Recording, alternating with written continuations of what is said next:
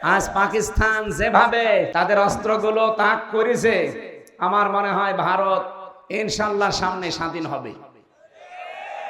এই জন্য ভারতবাসী যারা আছেন আপনাদেরকে আহ্বান জানাচ্ছি, এই ছোট্ট জায়গা থেকে এই মাতাল লোকটাকে আপনারা থামান। এই নরেন্দ্র মোদী একটা মাতাল, এই গরুর মদ খাওয়া লোক। এই শয়তানরা যদি আপনারা না থামান না, শেষে দেখবেন মুসলিম বিশ্বের 57টা দেশ এক হয়ে গেলে মানচিত্র থেকে পৃথিবী থেকে হারিয়ে যাবে। আর সেইটাই এখন কিন্তু সামনে আসতেছে। আমরা চাই এই লোকটা যেন থামে এবং পৃথিবীর মানুষেরা যেন একটু শান্তিতে থাকে।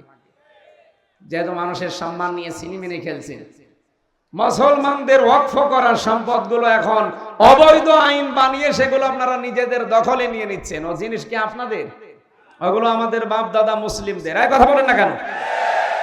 আল্লাহর নবীর কথা কি শুনলাম, যে জিনিস আপনার না ওটা যদি দখল করে নিজের আয়ত্তে নিয়ে নেন, ওই দিন থেকে আপনি নবীর উম্মত না। যেহেতু ওরা উম্মত দাবি করে না, এগুলো ওদের জন্য না। কিন্তু আমাদের বাংলাদেশে এটা আমার মনে হয় মেলে। আগস্টের 5 তারিখের পরে আমরা অনেকের চরিত্র দেখতে পেলাম, যে জিনিস যার না জোর জবরদস্তি করে দখল করে নিজের আয়ত্তে নিয়ে নিয়েছে। এই জেলায় মনে হয় এখনো হয়নি। হ্যাঁ হয়েছে, আমিও জানি। আগস্টের 5 তারিখের পর থেকে অনেকে বিসমিল্লাহ ছাড়াই শুরু করেছে, যে বাবা শাহজালাল সব হালাল। না, এখানে একটা পয়েন্ট আছে হাদিসের টিকাতে, এটা বলা দরকার। কিছু মানুষ কিন্তু ভুল বুঝবে।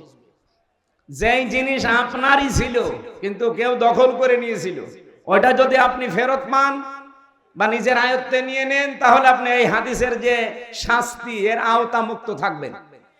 আমি কথা বোঝাতে পারিনি।